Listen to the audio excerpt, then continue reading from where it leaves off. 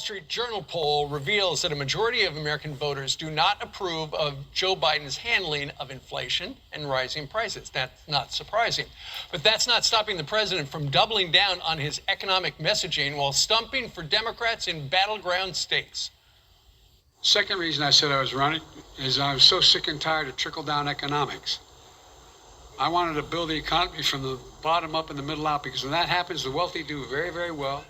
They do very well, and everybody's got a shot.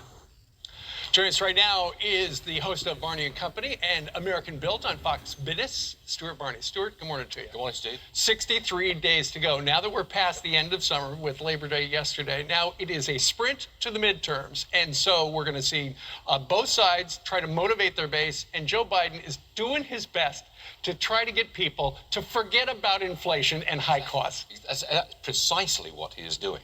Over the Labor Day weekend, he goes on the attack. It's a political attack, characterizing his political opponents as evil. So he's on the attack there. But on the important issue of economy and inflation, he's got to play defense, because inflation is actually a very serious problem. We are in a worldwide energy crisis at this point, and I think it's going to get worse.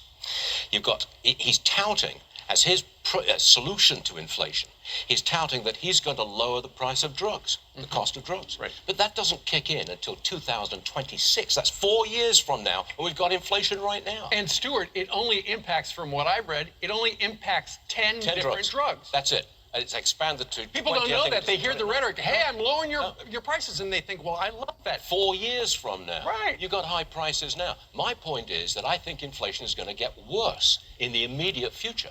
Look at natural gas. The price is constantly rising. You're going to pay much more to heat your home this fall. Right. That goes and ties into inflation. You're going to pay a lot more for electricity, because electricity is made from natural gas in many places in this country. Nat gas prices up, electricity prices up. Now, I just been away for 12 days on vacation. We missed you. Oh, yeah, right. So I came back and went to my old supermarket. You get a real shock, because grocery prices are going up all the time. I encountered $9 loaf of bread yesterday.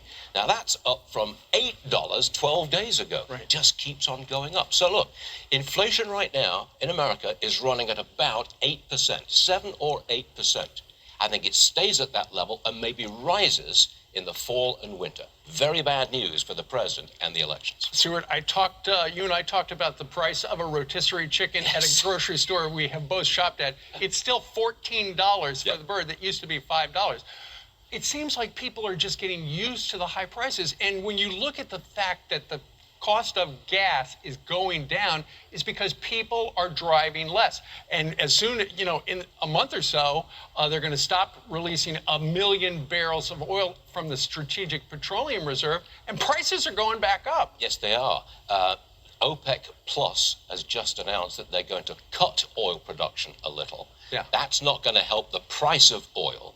And the Russians have just said, we're not going to export any more nat gas to Europe. That's not going to do the nat gas price much good. It's going to go straight up. We've got an energy crisis, Steve, and it's going to be very difficult to navigate this winter. We are so lucky that Stuart would stop by.